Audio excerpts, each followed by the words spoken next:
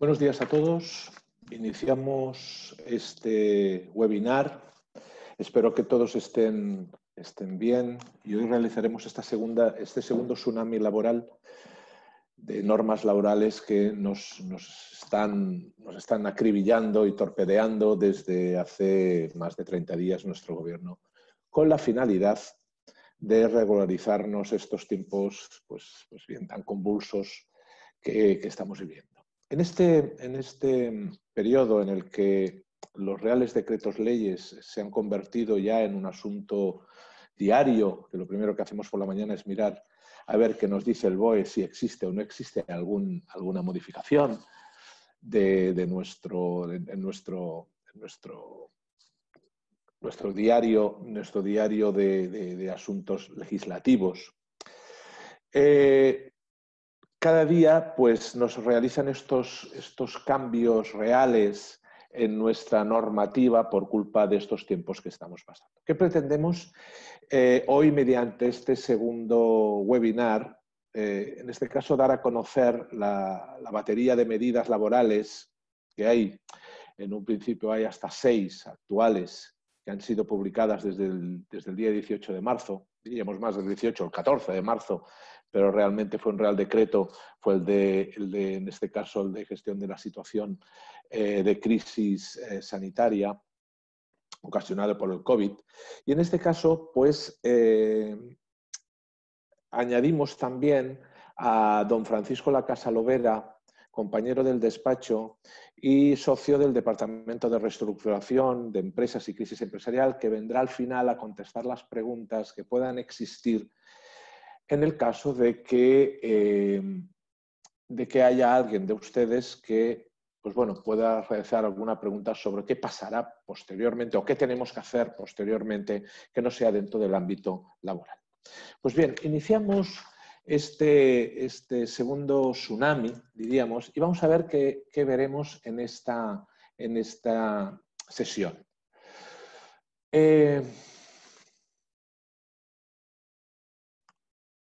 Perdonar. Bien.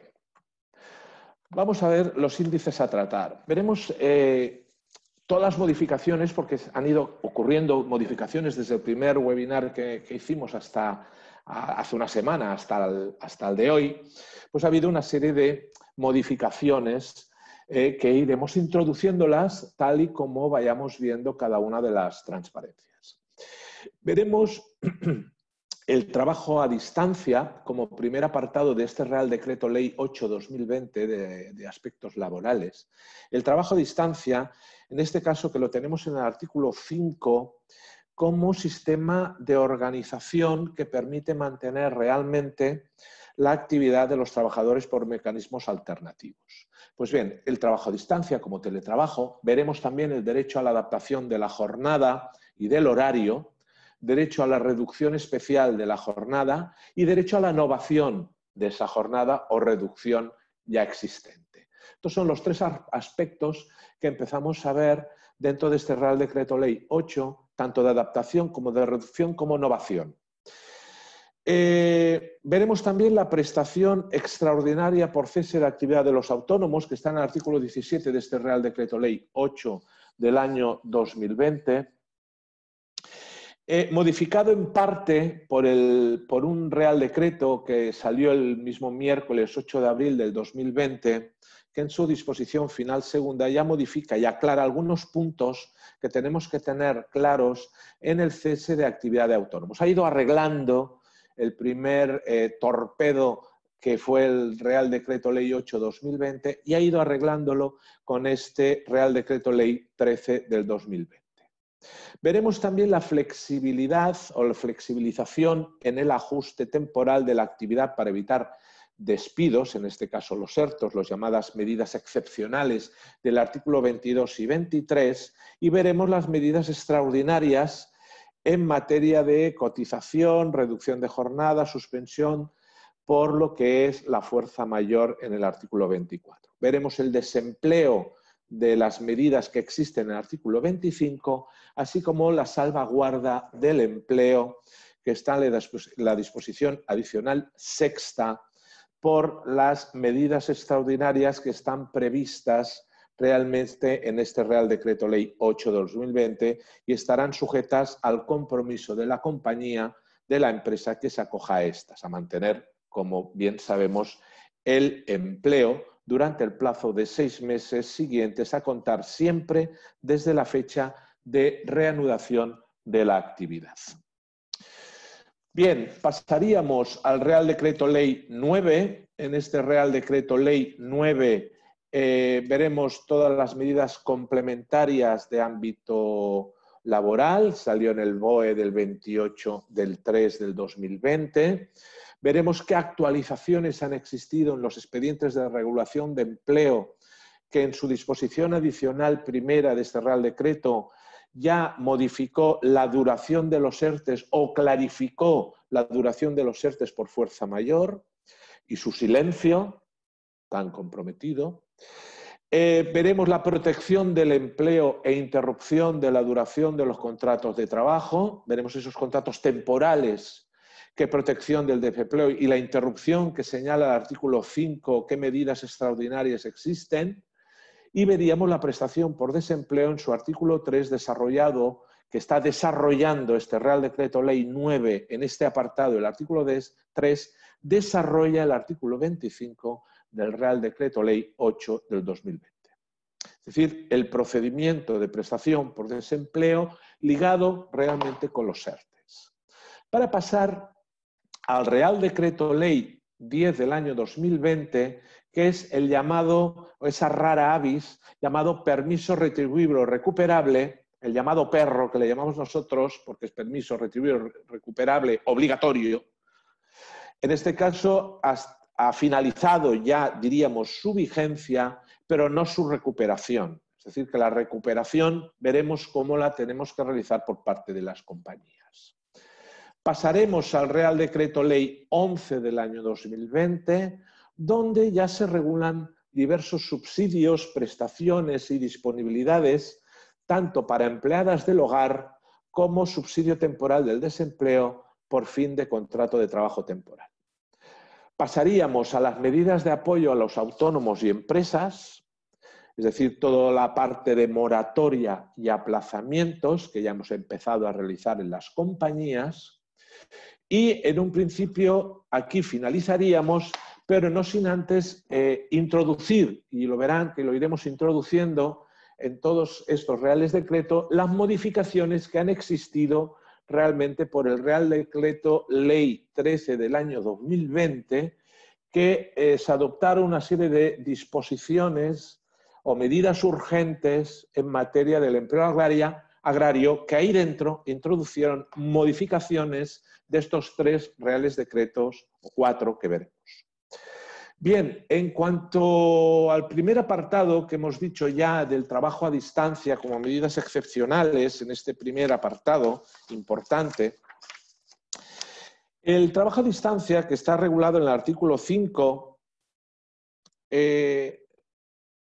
con carácter extraordinario y preferente, nos dice que frente al cese temporal o reducción de la actividad que pueda existir en cualquier empresa, se permite una serie de mecanismos alternativos y medidas prioritarias como al cese, para el cese, por medio del trabajo a distancia o teletrabajo, del artículo 13 del Estatuto de los Trabajadores. Es decir, que nos recuerda este Real Decreto Ley, este apartado, este artículo 5, que tenemos un mecanismo que no es necesario incorporar a todos en un expediente de regulación de empleo, porque tenemos el artículo 13 del Estatuto de los Trabajadores, que tenemos ahí el trabajo llamado trabajo a distancia o teletrabajo, como mecanismo alternativo a cualquier cese de temporal o de reducción de la actividad que podamos incorporar en nuestra compañía.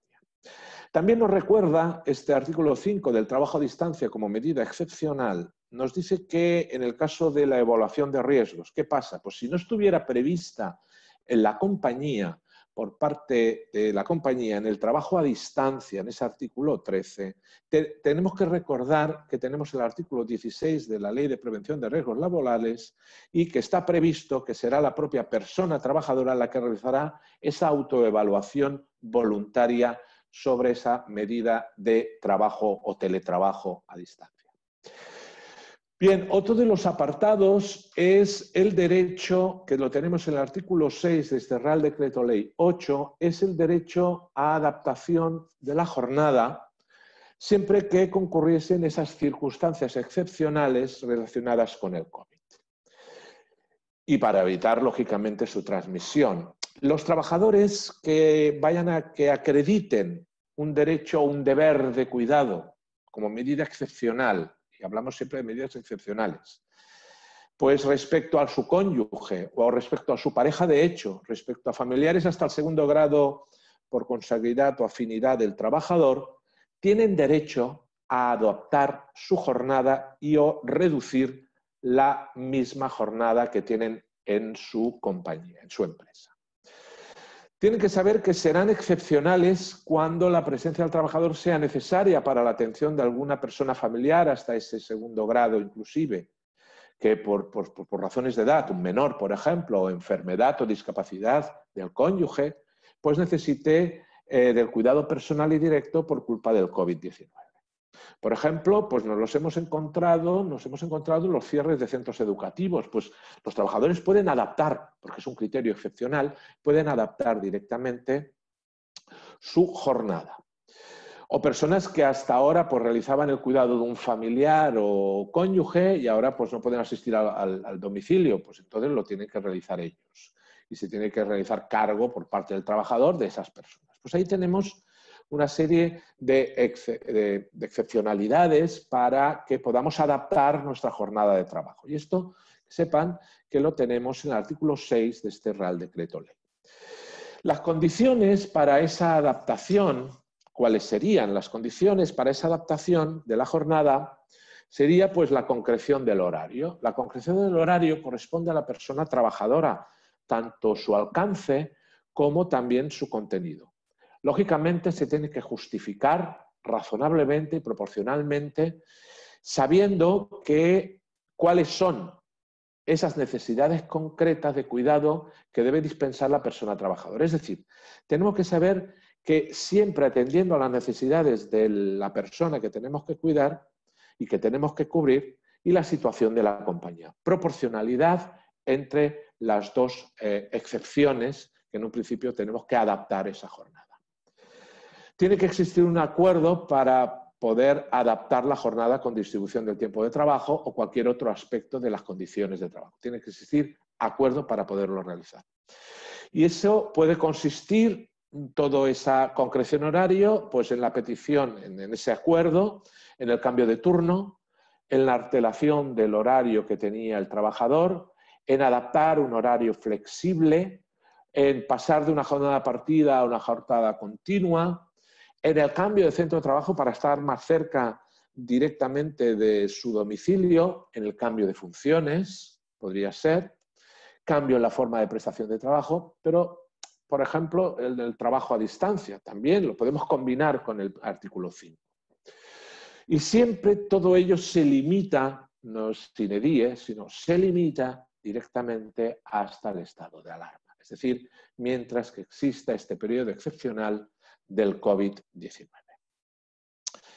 Como son derechos de la conciliación de la vida familiar y la vida laboral, los conflictos que se pudieran generar en aplicación de todo ello se realizarán mediante el artículo 139, es decir, cualquier conflicto se puede llevar a la jurisdicción social y en este caso se basarían en el artículo 139 de la Ley Reguladora de la Jurisdicción Social. Es decir, que aplicaríamos como medida excepcional este apartado urgente que tenemos en la Ley de Procedimiento Laboral.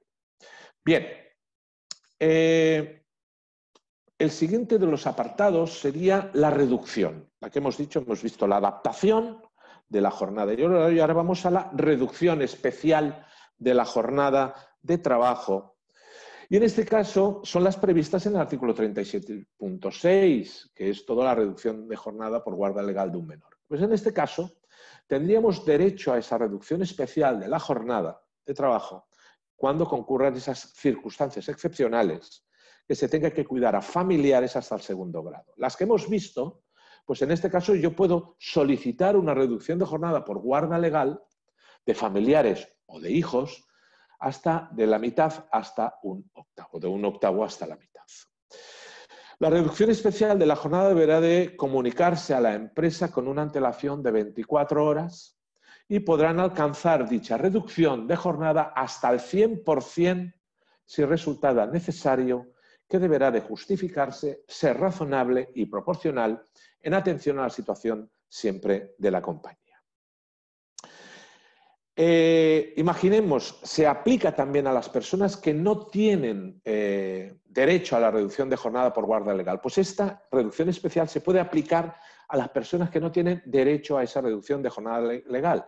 Es decir, por ejemplo, a familiares pues, que no estén enfermos, o a familiares, a hijos que sean mayores de 12 años. Se puede aplicar esta reducción. También tenemos el derecho a la novación para adaptar la jornada o reducción ya existente, es decir, la del 34-8. Ahí la tenemos. Si la persona ya se encuentra o se encontrase disfrutando de una adaptación de su jornada, esa adaptación del 34-8 que salió el año pasado, o ya tenemos la reducción de jornada por cuidado de hijos o familiares del 37-6, pues ya la tenemos concedida. O de alguno de los derechos que podamos tener establecidos. Puede renunciar temporalmente a él o tendrá derecho a modificarlo en los términos de su disfrute siempre que concurran circunstancias excepcionales previstas para el COVID-19.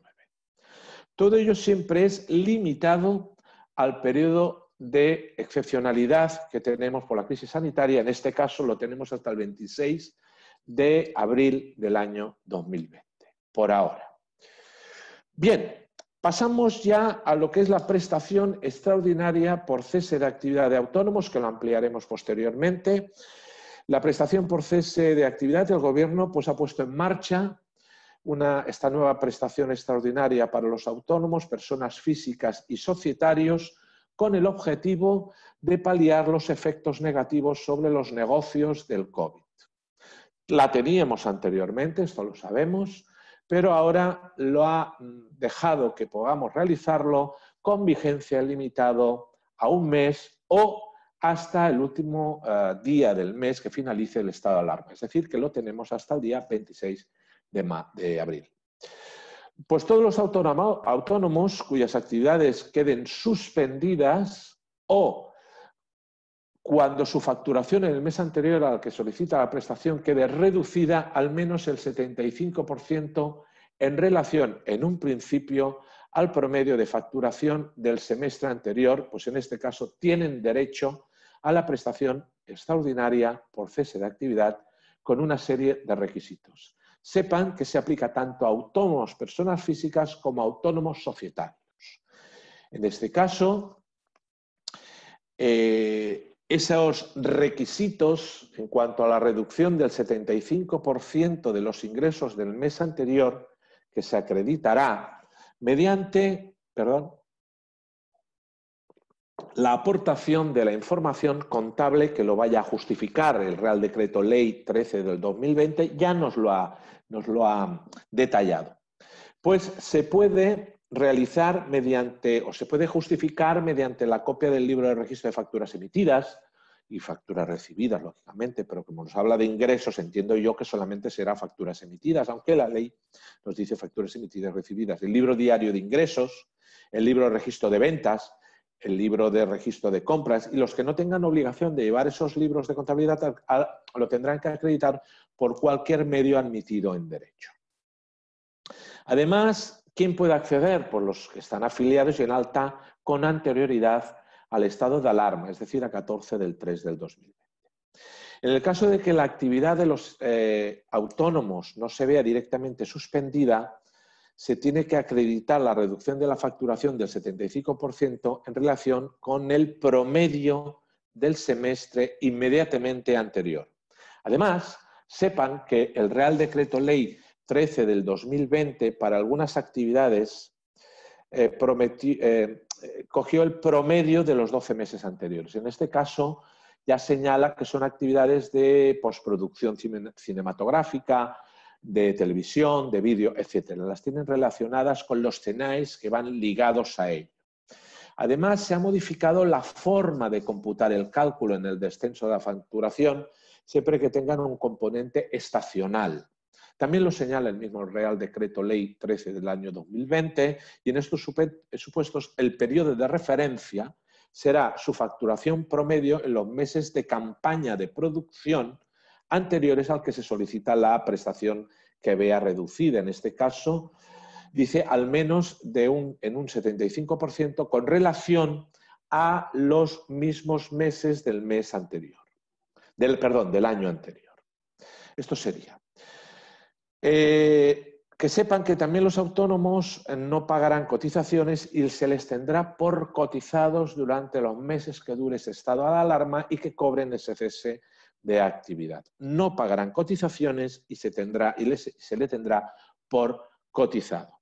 Y si existen autónomos que tienen que seguir trabajando pero se reducen sus ingresos en más del 75% previsto, podrán compatibilizarlo, la prestación y el trabajo. Esto es lo que nos viene a señalar el mismo Real Decreto. Bien, otro de los apartados es qué supone esta prestación, qué vamos a ganar con esta prestación. Pues bien, la cuantía, en este caso, será el 70% de la base reguladora. La carencia es que haya cotizado por cese de actividad al menos los 12 meses anteriores. Cosa que ya desde 1 de enero del 2019 es obligatorio cotizar por ese cese de actividad, pero en el caso de que no exista la carencia mínima, pues será el 70% de la base mínima de cotización.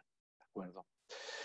Se deberá solicitar hasta el último día del mes siguiente al que se produjo la finalización del estado de alarma para poder cobrarlo y toda solicitud deberá ir acompañada de una declaración jurada en la que ya debemos hacer constar que se cumplen todos y cada uno de los requisitos exigidos para causar derecho a la prestación.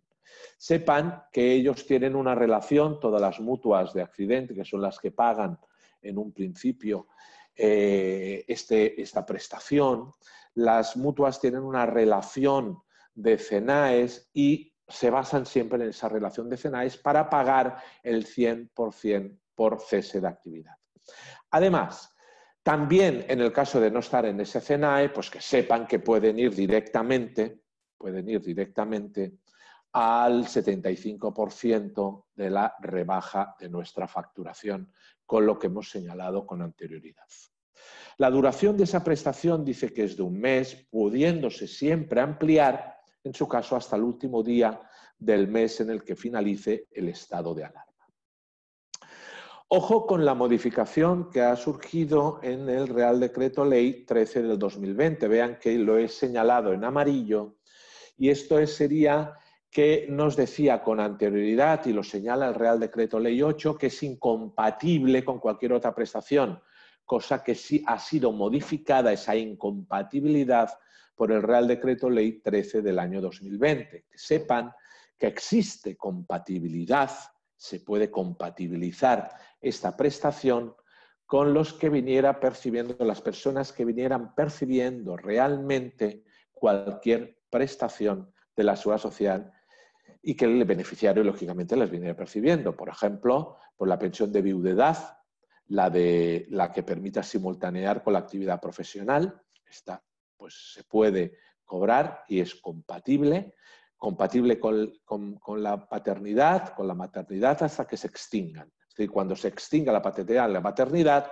en ese caso se podrá cobrar el cese por actividad. Si no, sí que esos apartados serían incompatibles. Incompatible también con la IT. Es decir, que sí que es compatible con la prestación, con la viudedad, pero incompatible con la paternidad y la maternidad hasta que se extingan, como la IT igualmente. Bien, ¿hasta cuándo se puede solicitar? El dies aquem sería durante todo el mes siguiente, es decir, si finaliza el estado de alarma el 26 del 4, se puede solicitar hasta 31 de mayo. Si se tiene que pagar el mes de marzo, también me han hecho una serie de preguntas si se tiene que pagar el mes de marzo. Se puede pagar y se ha pagado el mes de marzo y nos lo han cobrado el mes de marzo. Pero la Tesorería General de la Seguridad Social, mediante consulta, nos señala que la parte proporcional que podamos demostrar que la parte proporcional del mes de marzo, en este caso desde el 14 de marzo, y que hayamos cerrado nuestro negocio por el COVID-19, nos devolverá de oficio la parte proporcional de esa prestación. La gestión que realiza, quien lo paga ese cese por actividad de autónomos, serían las mutuas por accidente de trabajo y enfermedad profesional. Y en el caso de que no estemos adheridos, cosa que veo raro, pero puede ser, pues se solicitaría, en este caso, si tenemos nosotros como mutua de accidentes de trabajo y enfermedad profesional, el INS, pues nos lo pagaría el mismo Servicio Público de Empleo, en este caso el SEPE. Otro de los apartados importantes sería la flexibilización en el ajuste de la actividad para evitar los despidos. Es decir, todo ese mundo de los expedientes de regulación de empleo, tanto temporales como, en ese caso fue por fuerza mayor, como causas tope, causas técnicas, organizativas, productivas y económicas. Siempre por medidas excepcionales. En este caso, vamos a calificar, la calificación de la fuerza mayor nos vino desarrollada tanto en el Real Decreto Ley 8/2020 como también en ese Real Decreto que salió el 14 de marzo, el 463 del 2020. Sepan que la calificación como fuerza mayor son todas y cada una de las suspensiones de contratos y reducciones de jornada que tengan como causa directa las pérdidas de la actividad como consecuencia del COVID-19. Incluida la declaración del estado de alarma que vaya a implicar, que implique directamente suspensión o cancelación de actividades, cierre temporal de locales de afluencia pública, restricciones en el transporte público, dice, y en general de toda la movilidad de las personas y mercancías, que afecte a la empresa. La falta de suministros que impidan realmente o gravemente continuar con el desarrollo ordinario de la actividad, o bien en situaciones urgentes y extraordinarias, todo ello debido al contagio de la plantilla o a la adopción de medidas de aislamiento preventivo. Pero todo ello, ojo con ello, que queden debidamente acreditados. Y si queda debidamente acreditado, será fuerza mayor. Podremos aplicar el ERTE de fuerza mayor siempre que quede debidamente acreditados. Bien, ante ello, esa fuerza mayor, existe un listado de las causas de fuerza mayor en el artículo 22 del Real Decreto Ley. Aunque es un precepto confuso, aunque literalmente parece ser un listado específico de acontecimientos que puedan ocurrir para decretarse una fuerza mayor, posteriormente viene la obligatoriedad, viene que tendremos que realizarlo, de acreditarlo. El problema está en determinar si basta acreditar la circunstancia, es decir, el efecto imposibilitante de la prestación del trabajo. La Dirección General de Trabajo, en su criterio 811 bis, sobre expedientes suspensivos y de reducción de jornada por el COVID, señala qué considera ella que es fuerza mayor. Nos dice que son todas y cada una de las actividades desarrolladas en el artículo 10 del Real Decreto 463 y todas esas actividades relacionadas en el anexo del 463 del 2020. Eso es fuerza mayor. Han tenido que cerrar, por ejemplo, ahí tenemos los restaurantes, por ejemplo, tenemos ahí los bares, por ahí tenemos todos los estamentos de organizaciones de eventos y exposiciones. Todas las decisiones vinculadas con el COVID-19, dice, adoptadas por las autoridades competentes de la administración pública, ahí las tenemos todas las emergencias sanitarias, las debidas a situaciones urgentes, situaciones extraordinarias provocadas por el contagio de la plantilla o la adopción de medidas de aislamiento preventivo que puedan quedar debidamente acreditadas, vuelvo a decirlo, y la suspensión de actividades o cancelación de actividades, el cierre temporal de locales de afluencia pública, este está clarísimo, restricciones en el transporte público, dice, y en general toda la movilidad de las personas y también de mercancías por falta de suministros que impidan gravemente continuar con el desarrollo de la actividad, como consecuencia también del COVID. Sepan que esa suspensión o cancelación de actividades La Dirección General de Empleo, por un criterio que es el 841, ya señala que sean derivadas todas ellas de cancelaciones o suspensiones decididas por el mismo gobierno. Siempre que sean decididas por el mismo gobierno, en este caso serán consideradas suspensiones y cancelaciones de actividades, por esas órdenes ministeriales que se están publicando. ¿Qué procedimiento tenemos para solicitar el expediente de regulación de empleo de fuerza mayor? Pues bien, la solicitud de la empresa, acompañando pues, realmente un informe relativo a la vinculación de la pérdida de mi actividad como consecuencia del COVID y aportar una documentación acreditativa y adjuntarla a la memoria, que es ese informe, es la memoria, y adjuntarla documentalmente el por qué tengo que cerrar mi actividad o el por qué, por culpa de la fuerza mayor, tengo que bajar esa actividad, descender esa actividad al mínimo indispensable. Se tendrá que comunicar a todos y cada uno de los trabajadores y trasladar el informe o memoria a los representantes legales de los trabajadores. La relación de los trabajadores afectados y determinando si se aplica una suspensión o si se aplica una reducción de la jornada de trabajo. Sepan que las reducciones van del 10 al 70%. Y la existencia de fuerza mayor será constatada por la misma autoridad laboral y emitirá, la ley dice, el Real Decreto Ley 8, se dictará. Dice, emitirá o se dictará resolución en el plazo de 5 días desde la solicitud, previo informe en su caso de la Inspección de Trabajo, y deberá constatarse la existencia o no de fuerza mayor que surtirá efectos desde la fecha del hecho causante de la fuerza mayor. Es decir, con efectos, y solo la fuerza mayor, con efectos retroactivos. Si digo que presento el expediente de regulación de empleo, ahora, imaginemos, el 1 de abril o hoy, con efectos retroactivos del 14 del 3 porque tuve que cerrar, pues en este caso será realmente... lógicamente será, en este caso, el día 14 del 3, el efecto retroactivos. El silencio administrativo, como todos sabemos, es positivo según el artículo 24 de procedimiento administrativo y se tendrá como autorizado. Bien. En los ERTEs de suspensión en materia de cotizaciones tenemos también novedades y en este caso en los ERTEs de suspensión, en el artículo 24 y reducción de jornada, autorizados, nos dice la ley, exonerará a la empresa el abono de la aportación empresarial, mientras dure siempre el estado de suspensión en los siguientes porcentajes. Para determinar el porcentaje siempre se basa en los trabajadores que tenemos en plantilla y que tengamos siempre el día 29 de febrero del 2020. En este caso, si yo el día 29 de febrero del 2020 tenía menos de 50 trabajadores, es decir, tenía 49 o menos, pues tendré una exoneración de pago de la aportación empresarial a la Seguridad Social del 100%. Pero si tengo más de 50 trabajadores el día 29 de febrero del 2020, pues será el 75%.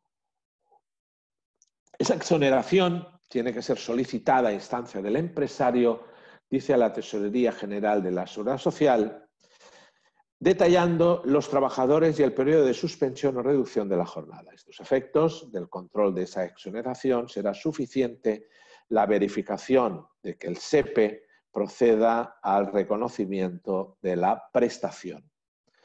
Fíjense que dice autorizados.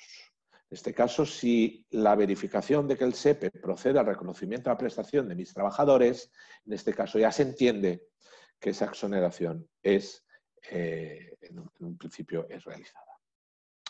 Bien. En cuanto al ERTE de causas tope, es decir, técnicas organizativas, productivas y económicas. Sepan que esas medidas excepcionales se van a aplicar a las siguientes especialidades y solamente a las siguientes especialidades. Seguiremos igual con el Real Decreto 1483 del 2012, seguiremos igual, pero con una serie de reducciones, con una serie de medidas excepcionales que se aplicarán y que están reguladas en ese Real Decreto Ley 8/2020.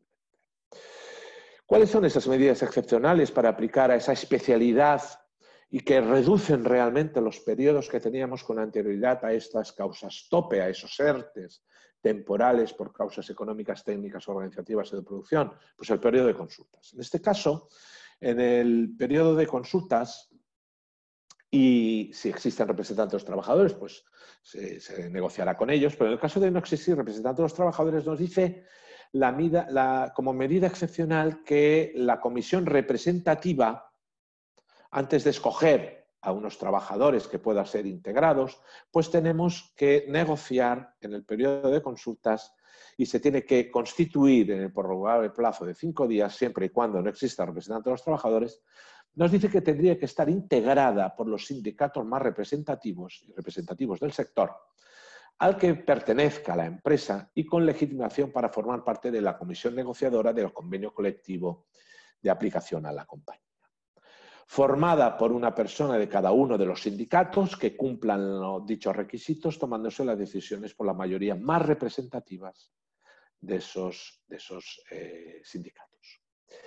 En el caso de que no se pueda conformar esta representación o que los trabajadores, yo entiendo, y es mi parecer, que en el caso de que los trabajadores no quieran ir por la comisión representativa directamente integrada por sindicatos, en este caso de no conformarse esa representación, la comisión estará integrada por 3 trabajadores de la propia empresa, elegidos democráticamente por todos los trabajadores de la compañía en votación democrática, y la elección será según lo previsto en el artículo 41.4. Es decir, todos los trabajadores por votación van a elegir a 3 trabajadores que formarán la comisión, en este caso representativo del apartado social de la compañía. El periodo de consultas no debe exceder del plazo de máximo de 7 días y la inspección de trabajo, cuya solicitud será potestativa, emitiría un informe en el improrrogable plazo de 7 días. En cuanto al desempleo, aplicable a trabajadores tanto afectos a los procedimientos de fuerza mayor como causas tope. Hablamos del desempleo. No se requiere un periodo mínimo de ocupación cotizada a estos trabajadores. Sepan que aunque no hayan llegado a los 12 meses para poder acceder al desempleo durante 4 meses, aunque no haya tenido un periodo mínimo, accederán directamente al desempleo si están afectados por estos ERTEs.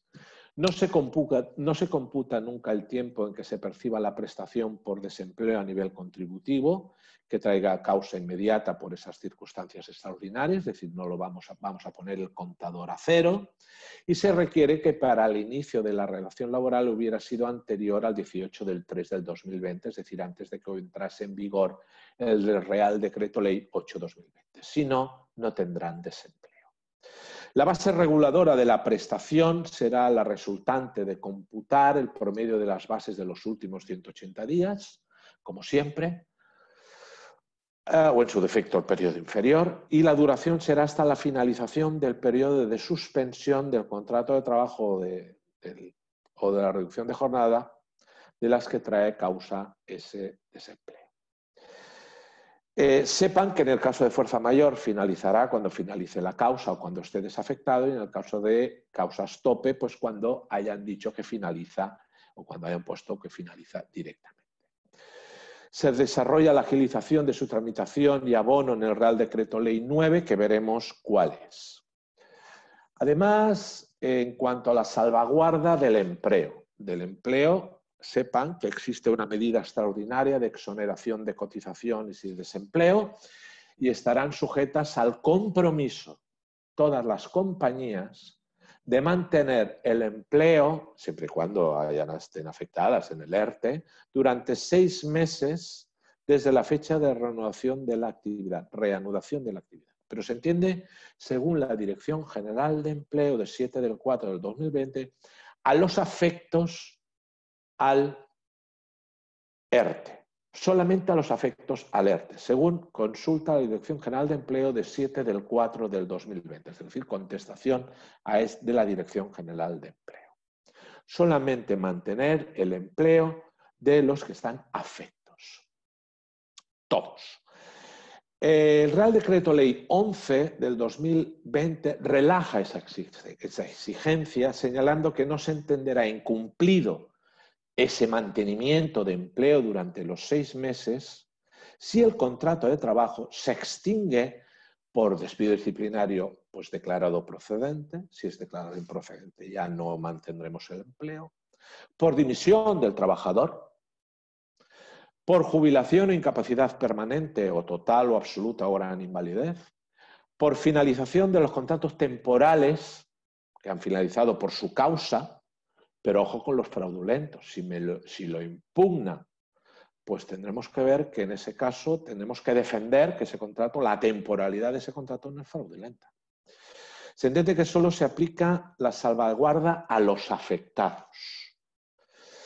Y el garrotazo punitivo, diríamos, que nos aporta la norma, sería que tengamos que devolver las ayudas, esas ayudas que nosotros nos hemos aplicado directamente. Es decir, implicando a devolver siempre el pago de las cotizaciones a la Seguridad Social, que se exoneró para acogerse a ese ERTE, abonar los salarios de los trabajadores que estuvieron en el ERTE y restituir al SEPE, como es lógico, el 70% del salario que abonó al trabajador o la parte proporcional. Bien, esto sería la salvaguarda.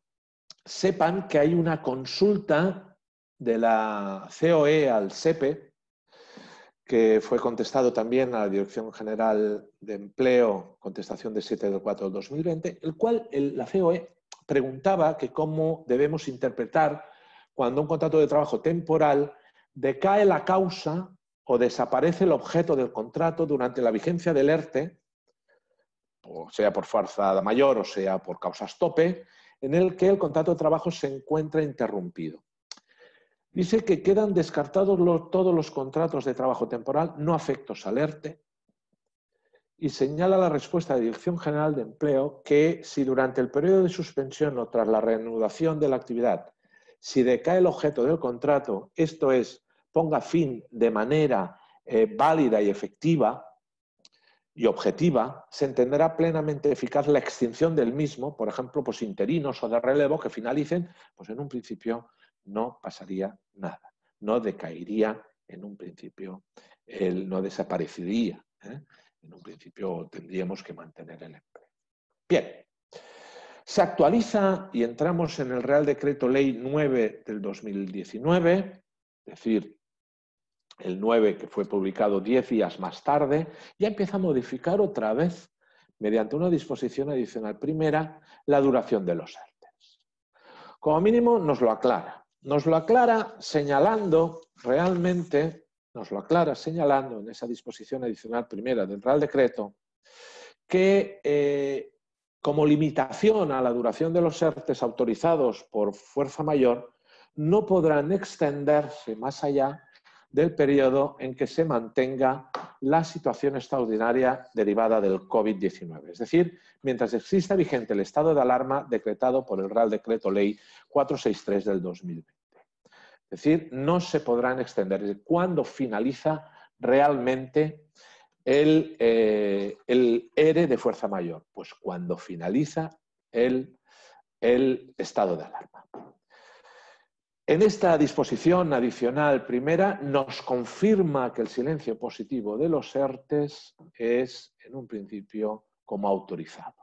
Ahí lo tienen, esta limitación resultará aplicable, nos viene a decir, tanto en aquellos expedientes respecto de los cuales recaiga la resolución expresa, como a los que sean resueltos por silencio administrativo, con independencia del contenido de la solicitud empresarial concreta. Ya lo estarán observando, por ejemplo, en Cataluña, se están emitiendo por silencio administrativo, pero nos lo declaran como constatado, pero por silencio administrativo.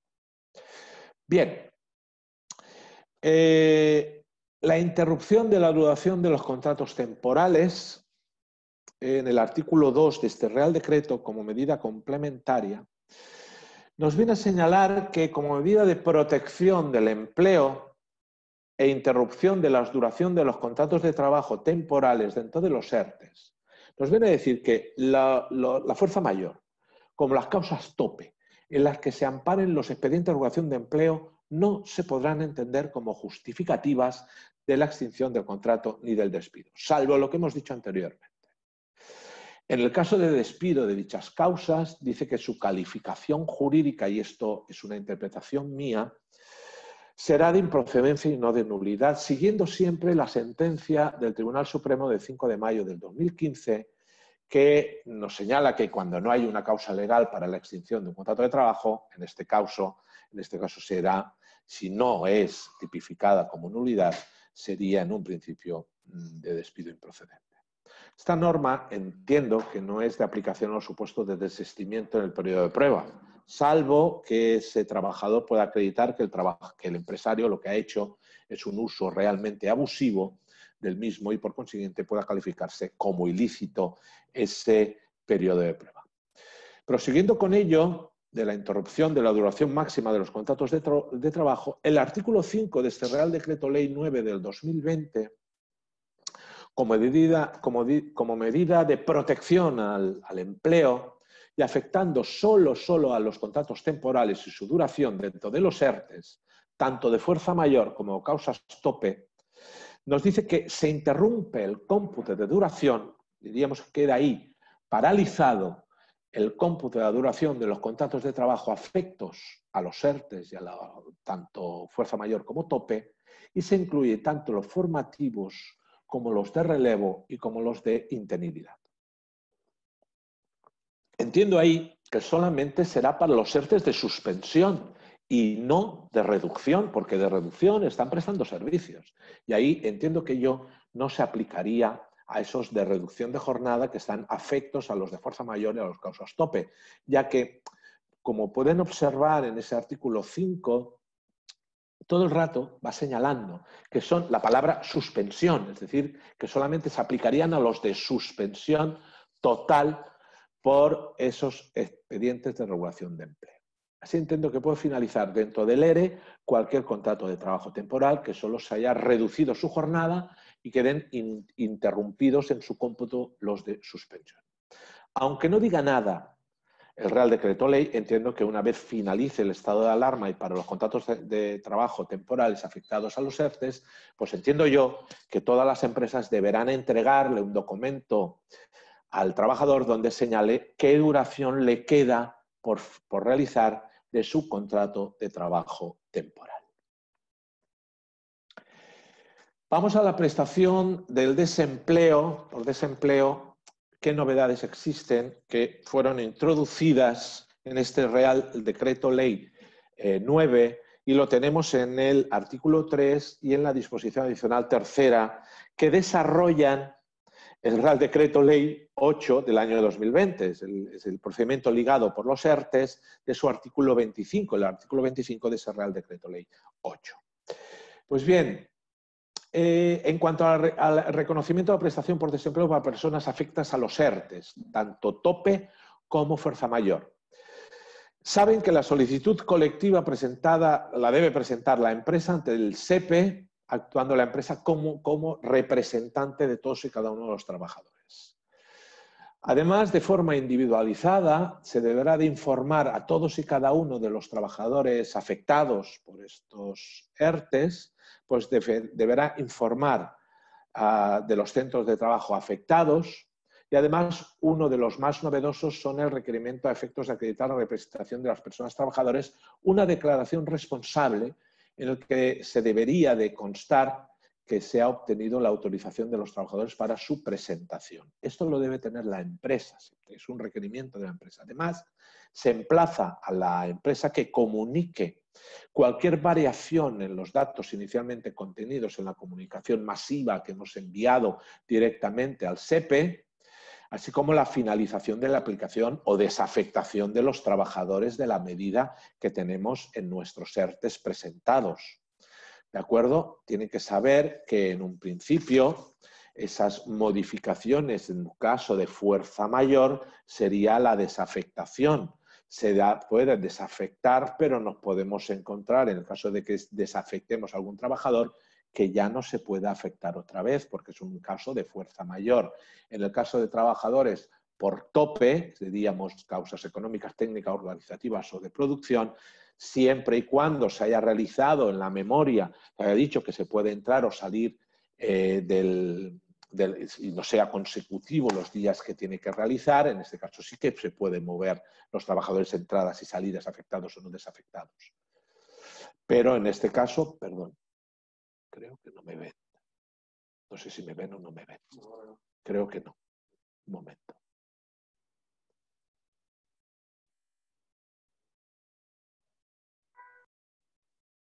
Vamos a ver si me ven. No creo que no me ven, pero sigo porque aún no me ven, ¿eh? No sé si...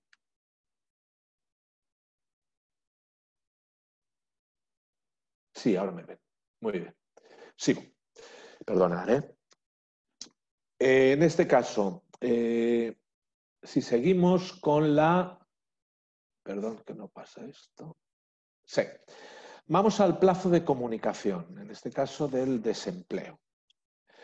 Sepan que son, como bien saben, que son 5 días desde la solicitud del ERTE en el caso de fuerza mayor, desde la solicitud del ERTE o desde la fecha en que se notifique a la autoridad laboral la finalización del periodo de consultas en el caso de tope, causas tope. En el caso de que la solicitud fuera antes del 28 del 3, pues los 5 días se computan desde esa misma fecha. Si no, si lo he solicitado posteriormente al 28 del 3, pues los 5 días es desde que yo solicito el ERTE. En caso de incumplimiento del plazo por parte de la empresa, es decir, hemos tenido bastantes problemas para realizar esas comunicaciones y la Dirección General, en este caso el General de Empleo, por un comunicado que ha realizado el SEPE de 3 del 4 del 2020, señala que los plazos para presentación de las solicitudes colectivas pues son esos 5 días, pero que en el caso de, por la situación excepcional que tenemos y de fuerza mayor, el incumplimiento de esos plazos por causas ajenas a la compañía pues no debería ser constitutivo de infracción y reitera que no será constitutivo de sanción ni de infracción. Pero sepan que en el caso de que exista infracción, sería por una falta grave de la LISOS y la multa entiendo yo que son de 6.250 como máximo. Bien, pasamos al Real Decreto Ley que ha finalizado ya su vigencia, pero no su recuperación, es decir, que la recuperación sí que está. Ese Real Decreto Ley 10 del 2020 de los aspectos laborales del llamado permiso retribuido recuperable obligatorio, que le llamamos el permiso perro. En ese caso, es de aplicación obligatoria, como les digo, a todas las personas trabajadoras que prestan servicios en aquellas actividades que no sean esenciales y cuya actividad no haya sido en un principio paralizada, y lo hemos cogido del 30 de marzo hasta el 9 de abril, es decir, periodo más o menos de Semana Santa. En este caso se pueden recuperar desde que finalice el estado de alarma hasta el 31 de diciembre del 2020. Entiendo que se debe de pactar a partir de que finaliza, pero también a partir del estado de alarma, que finalice el estado de alarma, podemos empezar a pactarlo. ¿Qué personas están exceptuadas de este permiso retribuido recuperable obligatorio? Pues las que prestan servicio en sectores calificados como esenciales, pues estaban ya separadas, las personas afectadas en un ERTE, solicitado o pues, estuviese aplicándose, las personas trabajadoras en incapacidad temporal o contrato suspendido por cualquier causa, personas que desempeñen su trabajo en teletrabajo o cualquiera de las modalidades no presenciales, los permisos que hemos visto anteriormente. Y a partir de ahí tenemos que es importante tener presente que ante un permiso que la empresa retribuye y además es recuperable, no es obligatorio, no puede ser, tiene que recuperarse dichas horas. Es importante, como estamos ante ese permiso que la empresa retribuye y además es recuperable, pues es un permiso que después deberemos de recuperar esas horas. Recuperación de las horas. La recuperación deberá negociarse en un periodo de consultas abierto al efecto entre la empresa y los representantes de los trabajadores, que tendrá una duración de 7 días. Hay una negociación, una comisión que volvemos otra vez a realizar. En el caso de que no tenga la existencia de representantes de los trabajadores, pues se va a emplazar otra vez a los sindicatos más representativos del sector y, en su defecto, a 3 trabajadores de la empresa, también otra vez según el artículo 41, el procedimiento del artículo 41.4, y la comisión representativa tendría que estar constituida en 5 días. El acuerdo que se alcance será recuperar total o parcialmente esas horas que en un principio yo me las han retribuido y no las he trabajado, pero tengo que realmente recuperarlas. El preaviso mínimo con que la persona trabajadora debe conocer el día y la hora de prestación del trabajo resultante y el periodo de referencia para la recuperación del tiempo de trabajo no desarrollado. ¿Qué puede pasar en este caso? Si no existe acuerdo, pues la empresa le notificará a las personas trabajadoras y a la comisión representativa y la decisión de la recuperación en el plazo de 7 días. Necesita para esa comisión y a esas personas que se tienen que avisar. La decisión sobre la recuperación de las horas de trabajo se tendrá que avisar, no prestadas durante la aplicación del presente permiso, si no existe acuerdo. Si existe acuerdo, pues el pacto correspondiente que se llegue.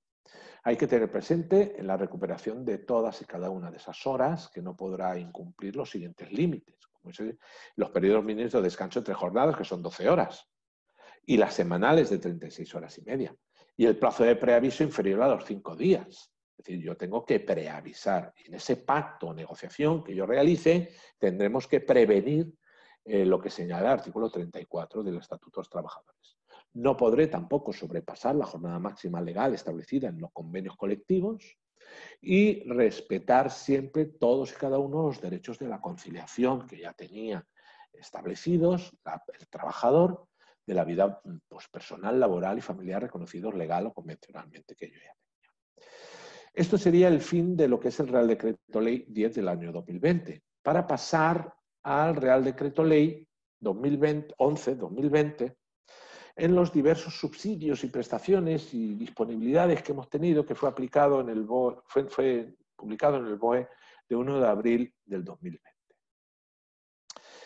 Vamos al subsidio extraordinario por falta de actividad para los empleados o empleadas del hogar, que sepan que no está abierto aún para solicitarlo en el SEPE. Aún estoy buscándolo y realmente el SEPE entiendo que no estará abierto hasta el 1 de mayo. Podremos solicitarlo a partir del 2 de mayo.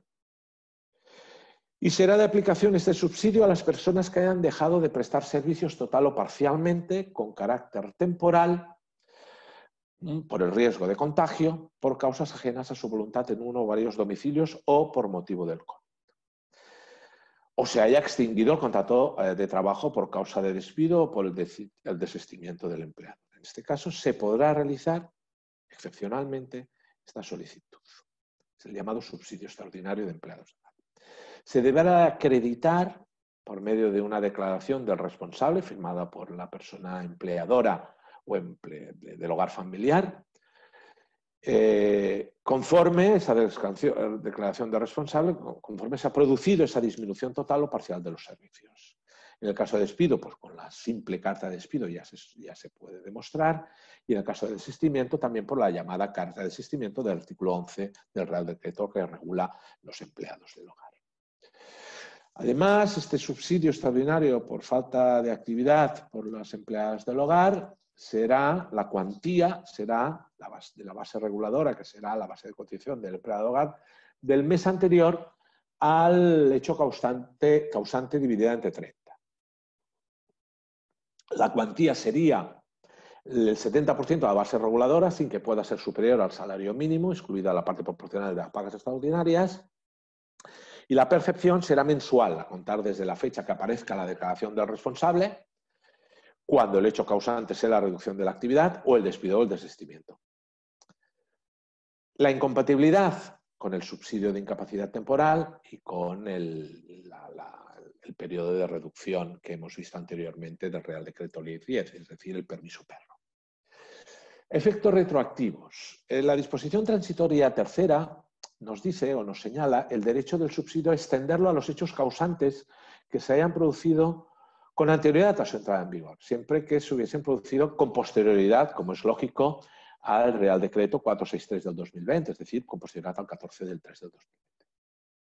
La tramitación, como les he adelantado, es por parte del SEPE en el plazo de un mes desde la entrada en vigor del Real Decreto Ley 11 del 2020, que entró en vigor el 1 de abril. Es decir, por eso, como máximo, sería el 2 de mayo, pero ya les digo que he estado buscándolo y no lo encuentro, o no lo he sabido encontrar la prestación para poderlo tramitar en la página del SEPE. Bien, hay un desempleo excepcional por fin de contrato de trabajo temporal para trabajadores por cuenta ajena. Son para los beneficiarios, serían todos y cada uno de los trabajadores que hayan extinguido su contrato de trabajo temporal de al menos 2 meses de duración, que carezcan pues, de una cotización necesaria para acceder a toda prestación o subsidio. La cuantía sería el 80% del IPREM mensual, en este caso que esté vigente, y duración un mes ampliable, así si se determina, lo dice el mismo Real Decreto, que se puede ser ampliable, entendemos que sería ampliable hasta que finalice el estado de alarma. La tramitación es un mes desde la entrada en vigor, es decir, hasta el 2 de mayo, se tramita también por el mismo SEPE. Entramos como punto final ya en el Real Decreto Ley 11 del año 2020. En este caso también ha sido modificado por algún apartado por el Real Decreto Ley 13 del 2020, el que entró en vigor el 8 de abril. Pero este Real Decreto Ley 20 del 2020, de medidas de apoyo a los autónomos y empresas, nos habla de 2 apartados muy importantes, de la moratoria y del aplazamiento. La moratoria de las cotizaciones sociales a la seguridad social del artículo 34 de este Real Decreto Ley, en cuanto a los beneficiarios y en cuanto a la afectación, dice que va a habilitarse a la Tesorería a otorgar moratorias a las empresas de 6 meses sin interés. A las empresas y a los trabajadores por cuenta propia, incluidos en cualquier régimen de la seguridad social, que vayan a solicitarlo y cumplan ciertos requisitos y condiciones que en un principio veremos en una orden ministerial que en un principio no está ni publicada. La moratoria afectará al pago, dice, de sus cotizaciones. Modificado esto que señala el pago o al pago de sus cotizaciones por las aportaciones empresariales a la seguridad social. Esto es una modificación del Real Decreto Ley 13/2020, su disposición final tercera, que modifica este apartado primero. En vez de pago, es aportación empresarial a la seguridad social. Y por conceptos de recaudación conjunta, dice, cuyo periodo de devengo, en el caso de las empresas, esté comprendido entre abril y junio, pero siempre que las actividades que realicen no se hayan suspendido con ocasión del estado de alarma, es decir, por fuerza mayor, no podrán aplicar esa moratoria. La solicitud la va a tramitar a través del sistema RED, se debe comunicar en los 10 primeros días naturales de los plazos reglamentarios de ingreso correspondientes a los periodos de devengo.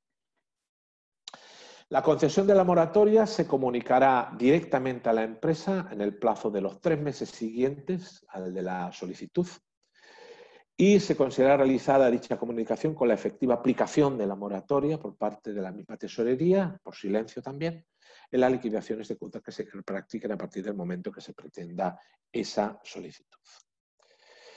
En el caso del RETA, sepan que se puede aplicar mayo y julio, entre mayo y julio. Bien, en cuanto al aplazamiento, y como último punto ya, y entraríamos en las preguntas, los aplazamientos que ya los hemos realizado en las empresas y autónomos, siempre que no tuvieran otro aplazamiento, se puede realizar y en vigor, lógicamente.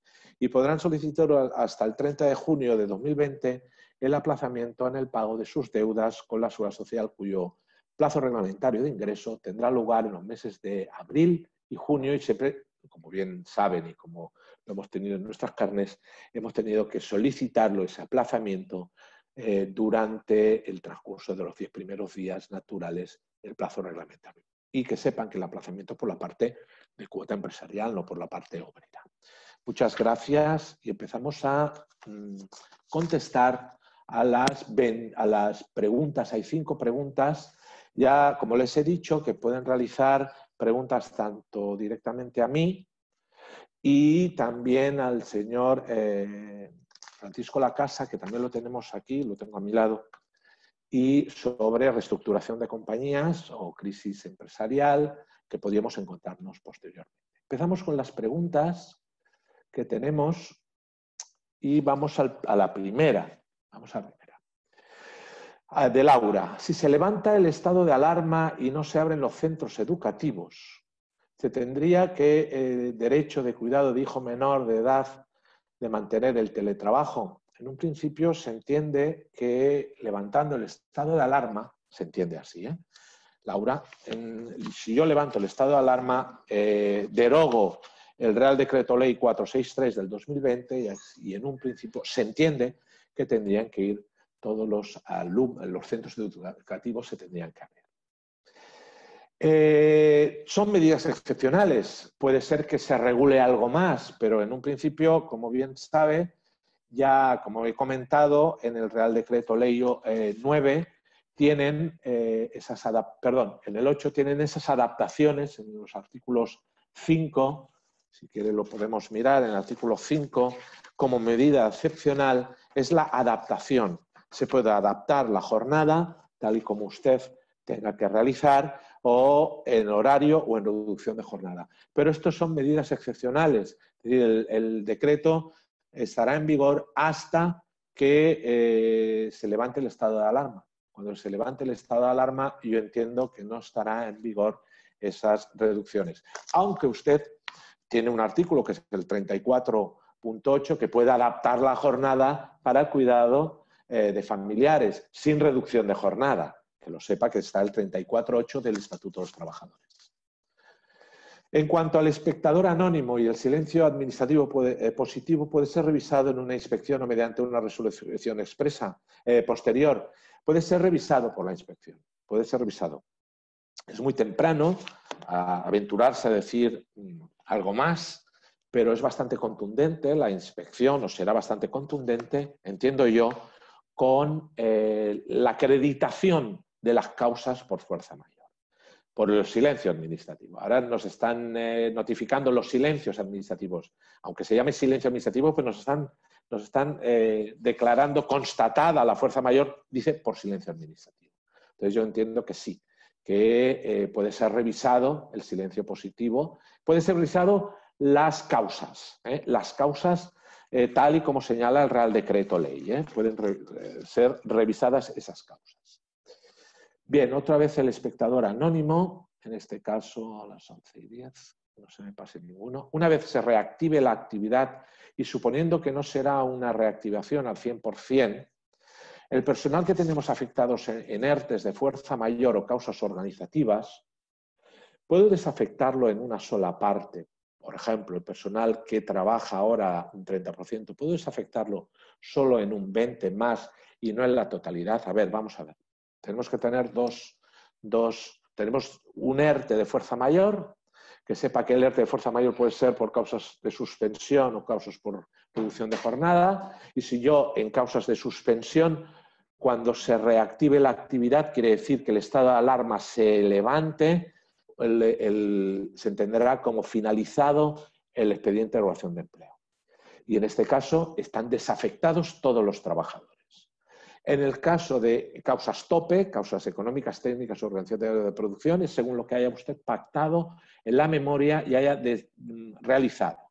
Es decir, finalizará cuando usted diga que finaliza el ERTE. En este caso, según el acuerdo que usted haya presentado, pues tendrá usted una finalización.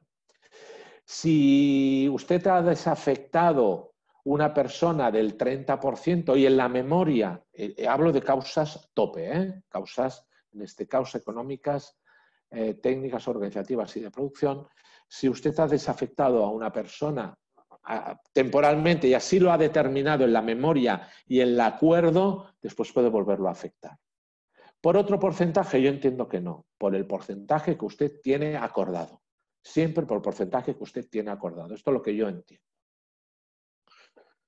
En el caso de fuerza mayor y en los ERTE, si yo desafecto a alguien ya no lo puedo volver a afectar, salvo que realice otro expediente de regulación de empleo, ¿eh?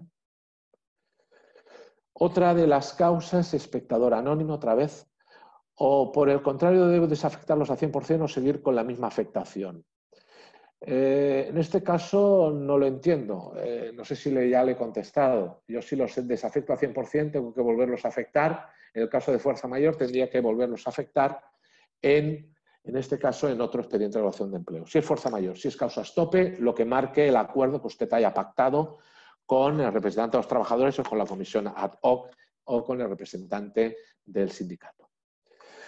Mabel, en el caso de personal que está afectado a un 70% o un 100%, en el caso de ERTE de fuerza mayor o por causas organizativas, debe desafectar parcialmente a los trabajadores, es decir, no ponerlos en activo al 100% y afectar y desafectar en función de la reactivación de la actividad de la empresa. A ver, no lo entiendo. Vamos a ver. Una persona que está afectada al 70% en un ERTE de fuerza mayor para desafectar parcialmente a los trabajadores. En el caso de fuerza mayor, si lo desafecto, ya no lo puedo volver a afectar. ¿De acuerdo? Esto es lo que tiene que quedar claro.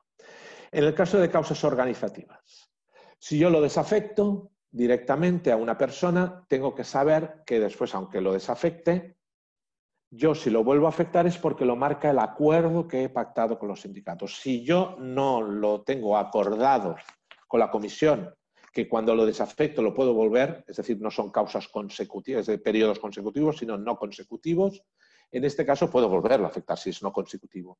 Pero si no lo tengo acordado así, no lo podré volver a afectar. Bien, otro de los apartados es, creo que no hay ninguno más ya, no hay ninguno más. A ver, vamos a ver si hay alguno más. No, no veo ninguno más. Pues bueno, aquí muchas gracias por todo. Gracias. Si no tienen ninguna pregunta más o alguna pregunta para el Departamento de Reestructuraciones y Crisis Empresarial. Si no hay ninguna más, en este caso les saludamos atentamente y muchas gracias por este webinar y gracias por todo.